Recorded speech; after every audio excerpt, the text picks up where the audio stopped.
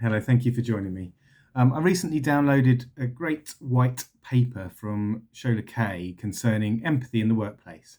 Effectively, she puts forward the case that there is an increasing need for greater empathy in leadership based on a number of factors. Firstly, a shift to home or hybrid working following the pandemic and leaving some people feeling isolated.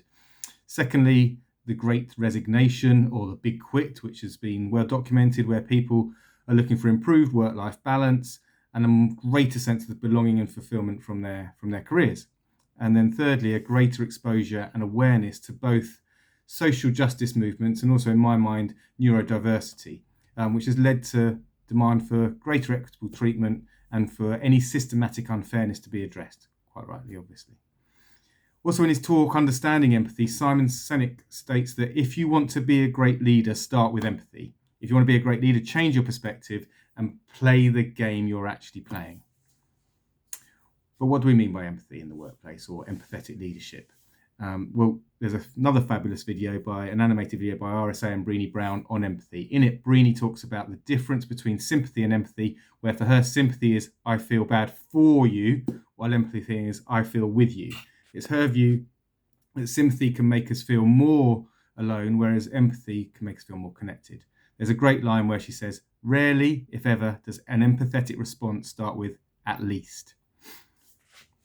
She goes on to discuss 4 key steps of showing empathy. So perspective taking, or putting yourself in somebody else's shoes, staying out of judgment, which we all know is not easy, but listening more, recognizing emotion in another person that we have maybe felt before, and then finally communicating that you can recognize that emotion.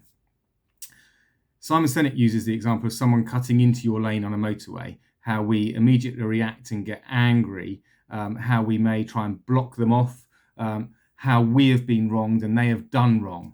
However, if we shift our focus away from our perspective to theirs, maybe they don't know the roads and are lost and confused by the unknown layout. Maybe they are running late for a hospital appointment they simply have to get to. Or maybe they are just an aggressive driver. But we don't know, and that is his point. We don't know.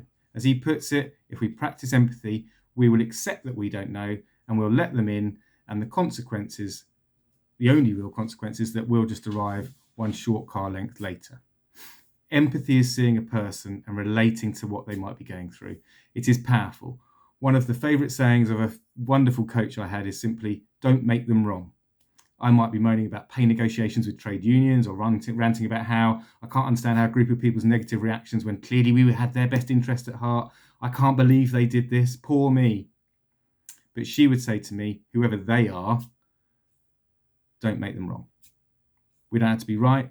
We don't have to win. And I think you have to let go of that in order to start to consider another person's perspective and truly listen to what they're saying. I believe if you make them wrong, even in your mind, you've lost the opportunity for both you and them. Empathy is therefore a choice, perhaps a vulnerable one, but still all the more powerful for being it.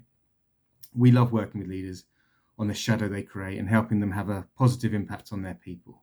The links to Shola's white paper and both the Simon Sinek and Brené Brown videos are in the comments below. Thank you very much.